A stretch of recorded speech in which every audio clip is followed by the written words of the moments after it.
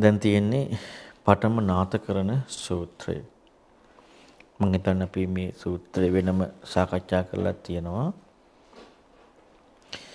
සනාත්තා භික්ඛවේ විහෙරත මා අනාථා දුක්ඛං භික්ඛවේ අනාථෝ විහෙරති.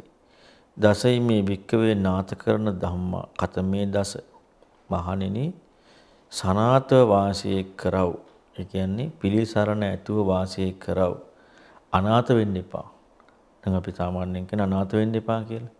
වගේ අනාථ වෙන්න එපා. දුක්ඛං භික්ඛවේ අනාථෝ විහෙරති. අනාථ වෙලා වාසය කරන එක දුකක්. දසහිමේ භික්ඛවේ නාථකරණ ධම්ම. මහණෙනි නාථකරණ නැත්නම් පිළිසරණ ඇති කරගෙන වාසය කරන කරුණු 10ක් තියෙනවා. එතකොට මේ කරුණු 10 නැති කට්ටිය අනාථයෝ. ඒ කියන්නේ මේ ශාසනය තුළ අනාථ බවට පත් වෙලා තියෙන. ඒ කියන්නේ ශාසනයට යමු නොවි අනාථය බවට පත් වෙලා තියෙනවා. මෙන්න මේ කරුණු 10 නැත්තම්. ඉද වික්කවේ සීලවා හෝති පාතිමෝක්ෂ සංවර සංගතෝ විහෙරති. ආචාර ගෝචර සම්පන්නෝ අනුමත්තේසු වජ්ජේසු භය දස්සීවා. භය දස්සී. භය දස්සාවි සික් සමාදාය සික්ඛති සික්ඛාපදේසු. යම්පි වික්කවේ වික්ඛු සීලවා හෝති සමාදාය සික්ඛති සික්ඛාපදේතු අයම්පි ධම්මෝ නාථකරණෝ. පළවෙනි පිළිසරණ ඇති කරගත්ත ධර්මයේ මොකද්ද? මහණෙනි භික්ෂුවක් සිල්වත් වෙනවා. ඒතර පළවෙනි කාරණා මොකක්ද? සිල්වත් වීම. ඒ වගේම තමයි ප්‍රාතිමෝක්ෂ සංවරයෙන් වාසය කරනවා. ආචාර ගෝචර සම්පන්න බවින් යුක්ත වෙනවා. අනුමාත්‍ර වෛද්‍යරි පවා බය දකිමින් වාසය කරනවා. හැබැයි මේක වාසය කරද්දී විපලිසර භාව වෙන්න බෑ නේද?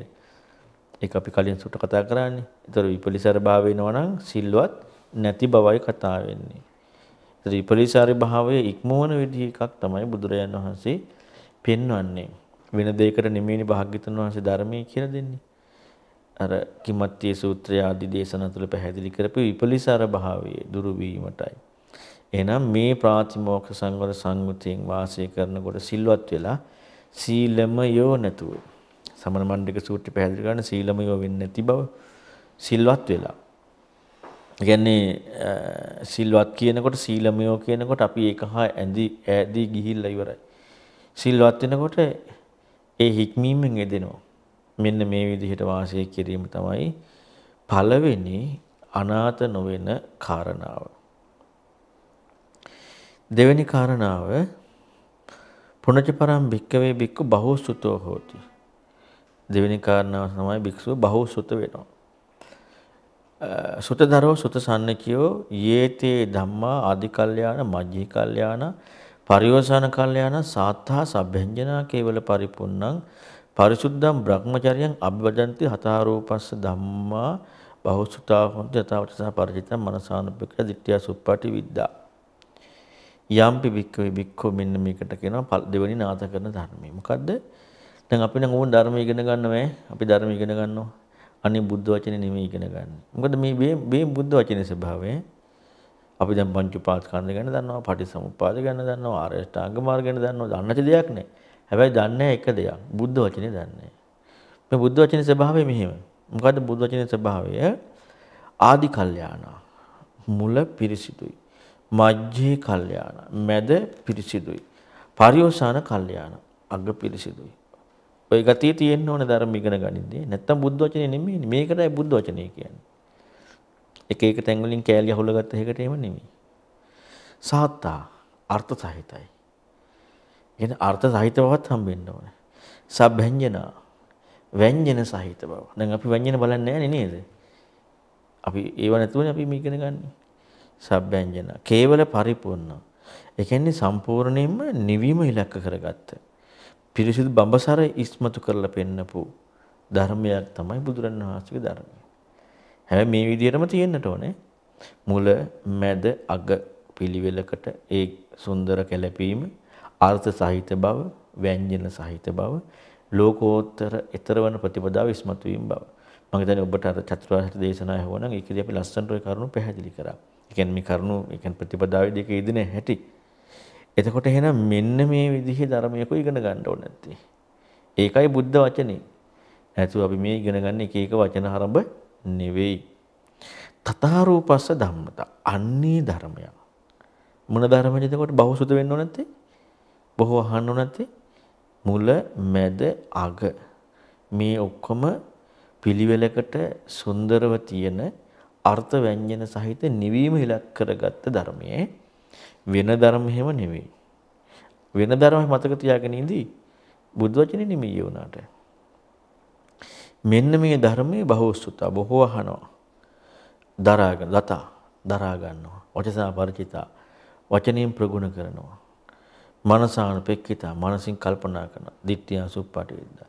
දුෂ්ටි වශයෙන් නිරවුල් කර ගන්නවා. ඔන්න ඔය ගතිය තියෙන්න ඕනේ. දැන් අපි මේව කෑලි කියලා අඩු කරනව නේද? ඒ කියන්නේ බුදුරණවහන්සේට වැරදිච්ච නිසා. නැත්තම් අඩු කරන්නේ නැහැ නේ. මෙන්න මේ විදිහටම මුලැමැදාග පිරිසිදු අර්ථ සහිත ව්‍යංජන සහිත ඒ වගේම නිවීම ඉලක්ක කරගත්ත මෙන්න මේ ධර්මය අහනවා. ඒ ධර්මය අහලා ඒක දරාගෙන වචනයෙන් ප්‍රගුණ කිරීමක් තියෙනවා. වචනයෙන් ප්‍රගුණ කරලා මනසින් කල්පනා කරලා ඒ කියපු කාරණාව ඒ විදිහට නිරවුල් කරගන්නවා. අපට තේරෙන විදිහට නෙමෙයි ඒ කියපු කාරණාව ඒ විදිහට නිරවුල් කරගන්නවා. මේක තමයි දෙවනි අනාථ නොවන ධර්මය. දැන් ওই විදිහට නැත්තම් ඒ අය කවුද? අනාථයෝ. මේ විදිහට ඒ ධර්මයේ ඉගෙන ගත්තේ නැත්තම් ඒ කට්ටිය අනාථ වෙච්ච අන්ත අසරණ පිරිස. ඔන්න ඔහොම ධර්ම ඉගෙන ගත්තොත් තමයි ඒ අය අනාථ නොවන පිරිසක් බවට පත් වෙන්නේ. ඕක තමයි දෙවනි කාරණාව. තුන්වෙනි එක පුණජ පරම් භික්ඛවේ භික්ඛු කල්යාණ මිත්‍රෝ හෝති කල්යාණ සහායෝ කල්යාණ සම්පවංකෝ. යම්පි භික්ඛවේ භික්ඛු කල්යාණ මිත්‍රෝ හෝති කල්යාණ සහායෝ කල්යාණ සම්පවංකෝ අයම්පි ධම්මෝ නාථ කරනවා. තුන්වෙනි කාරණා මොකද? අනාථ නොවෙන. කල්යාණ මිත්‍රයන්ගෙන් යුක්තයි. කල්යාණ සහාය කියන උපකාරයෙන් යුක්තයි. කල්යාණ මිත්‍රයාට නැමිලා. ඒ නැමිච්ච බව මං හිතන්නේ අපි අර කලින් කතා කරපු සූත්‍ර එකක් තිබ්බේ. ධර්ම අවබෝධ කරගන්න හේතු වන තමා තුළ තිබිය යුතු කාරණාවක් ඇටියට අර කල්යාණ මිත්‍රයාට නැමිච්ච බව ඉස්මතු වෙන තව විදිහක්. ඒ කියන්නේ තමන්ගේ සියලු දේවල් විවෘත කරලා යථාර්ථ වශයෙන්ම කල්යාණ මිත්‍රයන්ට විවෘත කරලා පෙන්නනවා කියන එක. මෙන්න මේක තමයි තුන්වෙනි කාරණාව. එතකොට මේ කාරණාව නැත්තම් එයා කවුද? අනාථයෙක්. අනාථ වෙච්ච කෙනෙක්. පිළිසරණක් නැති කෙනෙක්. එහෙනම් තුන්වෙනි කාරණාව තමයි කල්යාණ මිත්‍ර බව, කල්යාණ මිත්‍රයන්ගේ උපකාර ඇති බව, කල්යාණ මිත්‍රට නැමිච්ච බව. ඒ කියන්නේ ඒකටම අනුගත වෙච්ච බව. මෙන්න මේක තුන්වෙනි සනාත ධර්මයේ පිළිසරණ වෙන ධර්මයේ. හතරවෙනි කාරණාව තමයි පුණජ පරම් භික්ඛවේ භික්ඛු සුවචෝ හෝති සෝවචස්ස කරණේහි ධම්මේහි සමන්නාගතෝ කමෝ පදක්ඛිනග්ගාහි අනුශාසනං. යම්පි භික්ඛවේ භික්ඛු සුවචෝ හෝති සෝවචස්ස කරණේහි ධම්මේ සමන්නාගතෝ කමෝ පදක්ඛනග්ග අනුශාසිනං අයම්පි ධම්මෝ නාථ කරන. ඔන්න ඊළඟ අනාථ නොවන කාරණා. ඒ තමයි භික්ෂුව කීකරුයි. කීකරු කියලා නිකන් කියන්නේ කීකරු කරන කාරණා වලින් සමන්නාගතයි. ඒ කියන්නේ කීකර බව මොකකින්ද ඉස්මතු වෙන්නේ? විදහාපාන කරුණ වලින්. එතකොට සෝවචස්ස කරණේහි ධම්මේ සමන්නාගතයි. කීකරු බවින් යුක්ත වන කාරණාවෙන් අන්න ඒ බවින් යුක්තයි. ඒ විතරක් නෙමෙයි. කමෝ පදක්ඛිනාගාහි අනුශාසන්ති. කියන අනුශාසනා කියලා දෙන කාරණා නැත්නම් දැන් කියලා දෙන කාරණා කරන අපේ ජීවිතය ධර්මයේ දෙකක් වුණාම තමයි පින්වතුනි ධර්මයේ විතරක් කියලා දීම හරි අනික වැරදි වෙන්නේ. ජීවිත ධර්මයේ දෙකම එකක් වුණාම ආයේ ප්‍රශ්නයක් නැහැනේ හැම එකක්මනේ. අන්න පැදකුණු කොට පිළිගන්නවා. ඒ කියන්නේ පැදකුණු කොට පිළි අරගෙන ඒකට අනුගත වෙනවා. කමෝ කියලා ඉවසීම. දැන් ධම්මනිච්ඡානක්ඛන්තියෙත් එහෙම එකක් තියෙනව නේද? ඒ දහමට අනුගත වෙනවා කියන එක. අන්න ඒ වගේ තමයි මේ අනුශාසනාවට අනුගත වෙනවා. ඒ වගේම තමයි ඒක පැදකුණු කොට පිළිගන්නවා. මෙන්න මේක තමයි හතරවෙනි නාථ කරන ධර්මය. දැන් බලන්නකො මේ කාරණා තුළින් හොඳට පැහැදිලි වෙන දෙයක් තියෙනව නේද? මේ හැම එකම ඉස්මතු වෙනවා අර සුඛියත්වයට පාරක් වදින ධර්මයක් නේ. සක්කායට. දැන් බලන්නකො හික්මීම. දැන් හික්මීමක් කරන අපි පමාදන් වෙච්ච ශික්ෂාපදයේ ඒ තුල සමාදන් වෙලා ඉන්නව නෙමෙයි. දැන් මෙතන මොකද සමාදන් වෙලා ඉන්නවා කියලාද කියන්නේ? සමාදාය සික්කද සික්ඛාපදයට. සමාදන් වෙච්ච ශික්ෂාපද හික්මෙනවා කියලා. අපි සමාදන් වෙලා ඉන්නවනේ. හික්මීමක් නැහැනේ. ඔහේ ඉන්නවා. මේක තියෙන හික්මීමක්. එතකොට නම් ඒකත් යෙදීමක් තියෙන්නේ. ඊළඟට ඒකත් යෙදෙනවා කියන්නේ තමන්ගේ කියන කාරණාව අභිභවනය කරන සොකියත්ත අභිභවනය කරන ඉක්මවන චින්තනය. ඒ වගේම තමයි මේ ධර්මයේ මේ විදිහට ඉගෙන ගන්න කොහොම යොමු වීමක් තියෙන්න ඕනද නේද? දෙවෙනි එකේදී. තුන්වෙනි එකේදී තමන්ගේ අදහසට කිසිම ඉඩක් නැහැ. කල්යාණ මිත්‍රයාට නැමිච්ච ගතියක් තියෙනවා. හතරවෙනි එකේදී කීකරු භාවයෙන් ඒකම ඉවසලා ඒක පැදකුණුකට පිළි අරගෙන ඒ කාරණාවට අනුගත වෙන එක.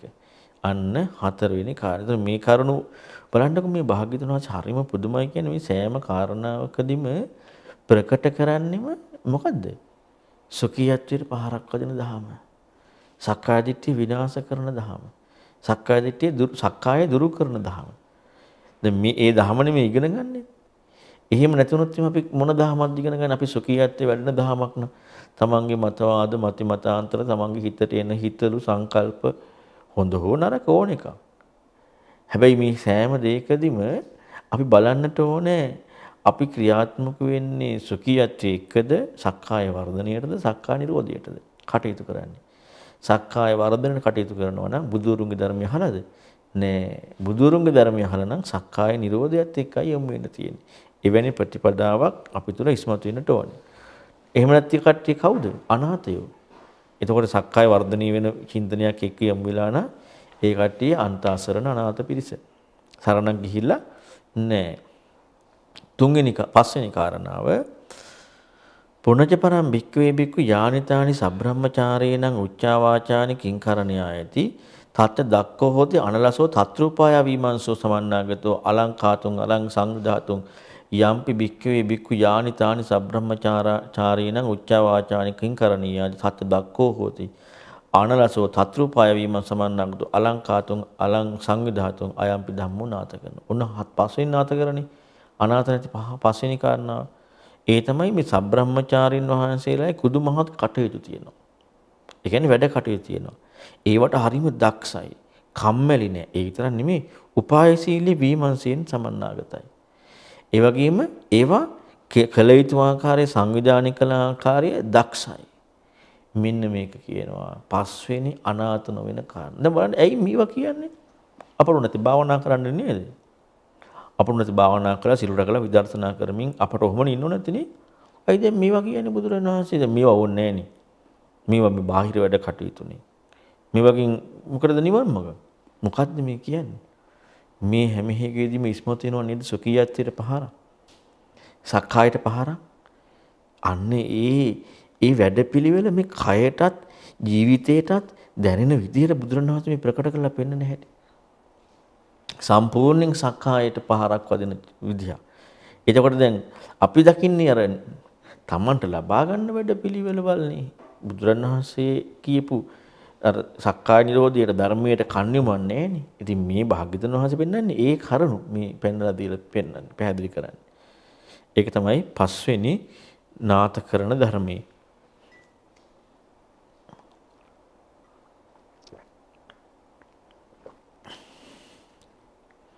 හයවෙනි කාරණාව පුන්නච පරම් භික්ඛවේ භික්ඛු ධම්මකාමෝ හෝති පිය සමුදාහාරෝ අභිධම්මේ අභවිනේ උලාර පාමුජ්ජෝ යම්පි භික්ඛවේ භික්ඛු ධම්මකාමෝ හෝති පිය සමුදාහාරෝ අභිධම්මේ අභවිනේ උලාර පාමුජ්ජෝ අයම්පි ධම්මෝ නාථකරණ. ඔන්න ඊළඟ අනාථ නැති කාරණාව. දැන් මේ වගේ දේවල් එන්නේ නේ අර මුල් කරුණ නැත්තන්නේ. දැන් මේ හයවෙනි කාරණාව මොකද්ද කියන්නේ? ඔහු හරියට ධර්මයට කැමතියි. ධර්මයට කැමති ඒ ධර්මයට ඔහු යොමු වෙලා තියෙන්නේ අර ප්‍රිය ඒ කියන්නේ පුදුම මේ සතුටකින් යුක්තව තියෙන්නේ. ඒ වගේම තමයි ඔහු අන් අයටත් ධර්ම දේශනා කරන්නත් කැමැත්තක් තියෙනවා. අනිත් අයට කියලා දෙන්නත් කැමති. ඒ වගේම පුදුම විදිහට ඔහුට තියෙනවා ඒ කියන්නේ ප්‍රිය බසින් කියන්නේ අර මේ ධර්මයේ ඒ විදිහටම කතා කරන්න කැමතියි. ඊළඟට හරිම දහමට කැමති කෙනා මොකද වෙන්නේ? අභිධම්මේ අභිවිනේදී එයා අහද්දී හෝ බලද්දී හෝ කියලා දෙද්දී හෝ මොකද වෙන්නේ? අභිධර්මයේ අභිවිනේ උලාර පාමුජ්ජයක් ඇති වෙනවා. ඒ කියන්නේ අභි කියන්නේ ගැඹුරු ධර්මය, අභිවිනය කියන ගැඹුරු විනය. ඒ කියන්නේ Tamanට හම්බෙලා දී ප්‍රාමෝද්‍ය හම්බ වෙන්නේ නැහැ. Tamanට වැටහිලා තියරලාද හම්බෙන්නේ නැහැ. එහෙනම් ඉතින් Tamanට වැටුණා නම් අභි කියලා විශේෂණ පදයක් දාන්න ඕනේ නැහනේ. Tamanට තේරෙනවා නම් අභි කියලා විශේෂණ පදයක් දාන්න ඕනේ නැහනේ. ඒතකොට Tamanට හම්බ වෙන්නේ නැති මං හිතන්නේ අපි අර කායගත හද චූට්ටේ කතා කරද්දී පැහැදිලි කරලා පෙන්වුවේ ආනාපාන සතිය පිළිබඳව කාරණාවේ අභිවිනය අභිධම්ම යෙදෙන හැටි අර තමා කියන කාරණා ඉක්ම වෙලා. හැබැයි ඒක ඒ ප්‍රායෝගිකත්වයේනේ. ධර්මයේ ඇහෙනකොට අභිධම්ම අභිවිනය තමන්ට තේරෙන්නේ නැති වැටහෙන්නේ නැති සුඛීයත්වයට නොයෙදෙන සුඛීයත්වයට ග්‍රහණය නොවන සුඛීය රාමුවට ගෝචර නොවන කරුණු ඉදිරිපත් වෙනකොට හික්මන චින්තනය ඉදිරිපත් වෙනකොට මොකද වෙන්නේ? උලාර පාමුජ්ජය. ඒ උලාර පාමුජ්ජය එතකොට යන්නේ මොන ගණේටද? අන්න පීති බෝධිඅංගය කියන එකත් එක්ක අනුගත වෙනවනේ. දැන් මේක වෙන්නේ නැහැ අර මුල් කරුණ නැත්තම්. ඇයිද? මුල් කරුණ සේරම තියෙන්නේ ඒව වැරදියට තියෙනවා මොකද්ද වෙලා තියෙන්නේ? සක්කාය වර්ධනයන්නේ තියෙන්නේ. සක්කාය දිට්ඨියටම ගිහිලා සක්කාය වර්ධනය. ඒතර සක්කාය වර්ධනය නැති සක්කාය නිරෝධයේ සක්කාය දිට්ඨිය ඉක්මවන විදියේ චින්තනීය ඉස්මතු වීමත් එක්ක තමයි මේ අභිධම්ම අභිවිනේද උලාර පාමුජ්ජයක් ඇති වෙන්නේ. දැන් ලෝකයේ ස්වභාවය නම් මොකද්ද පින්වතුනි? Tamanට තේරෙනකොට වැටහෙනකොට පුදුම සතුටක් නේ. ඒකට මොකද්ද කියන්නේ? සොයංග වින්දනය කියලා. Tamanට නේ වෙන කාටවත් නෙමෙයිනේ. දැන් මෙතන පෙන්නන්නේ Tamanට වැටෙන තේරෙන එක නෙමෙයි. තමා වර්ධී කියන එක. සොකීයත්වයේ ඉක්මවන එක. සොකීයත්වයේ ඉක්මවනකොට තමාට යමක් හම්බෙලා නැහැ. අන්න ඒකට කියන අභිධම්ම අභිවිනය. ඒක තියෙන්නේ ඒ අභිධම්ම එක්කම තියෙන අභිවිනයක්. අන්න ඒකත් එක්ක මොකද වෙන්නේ? අමුතු ප්‍රමුජිත භාවයක් තියෙනවා. Tamanට හම්බෙලා නැහැ. තමා නොයේදී සොකියත් ඉක්මවන මෙන්න මේ ධර්මය.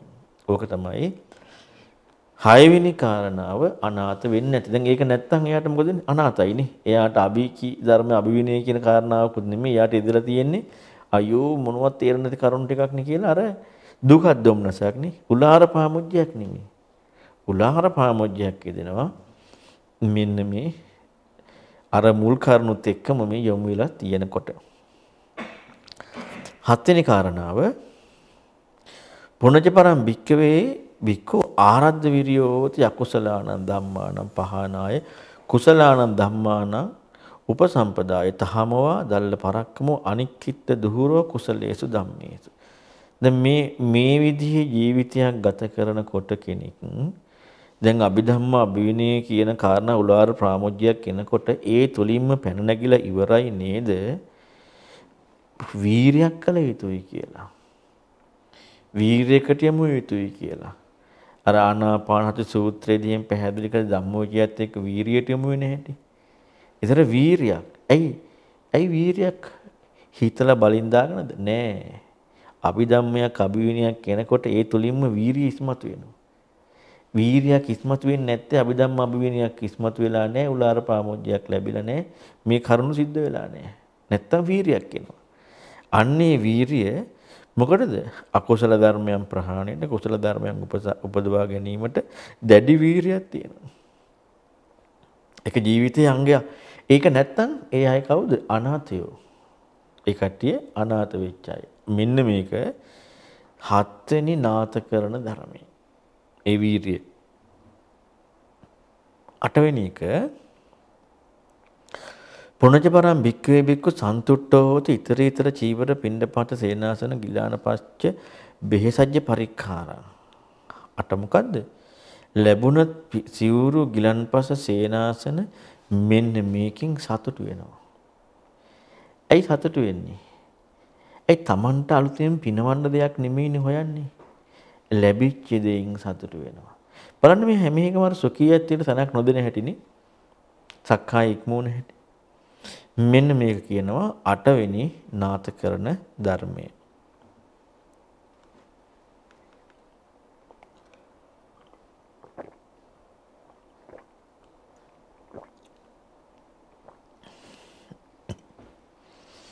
නවවෙනි එක තමයි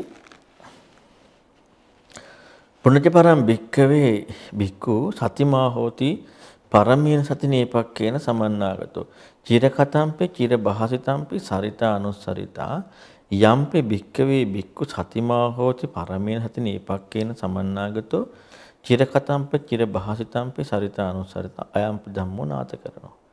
දැන් මේ සතියෙන් උතුම් සතියෙන් යුක්ත වෙනවා. මොකද්ද උතුම් සතියෙන් යුක්ත වෙන එක? පෙර කලින් කරපු කියපු දේ අසිහි කරන්න පුළුවන්. දැන් මේ කාටද මේ පැහැදිලි කරන්නේ? බුදුරන් වහන්සේ ඒ කෙනෙකුට කරුණු හැටියට මෙන්න මේවා ඇතිවිය යුතුයි කියලා පෙන්නනවානේ. සතසටිපට්ඨානය කියන්නේ මොකද්ද? ඔන්න අපි පටලවා ගන්න තැන් පින්වතු නෙමෙයි. සතිපට්ඨානය කියන්නේ මොකද්ද? සතිපට්ඨානය කියන්නේ මාර්ගය භාවිතා වීමක් නේ. සතිපට්ඨාන විග්‍රහයේ තියෙන්නේ මාර්ගී භාවිතා වීම. එතකොට එතන ස්වකීයත්වයේ යෙදෙන කියන්නේ ස්වකීයත්වයේ යෙදලා තමන්ට යමක් තහවුරු වෙන එකක් නේද? ඊතර වෙනවා. ඊතර වෙනවා. කරුණක් පෙන්වන්න බෑනේ.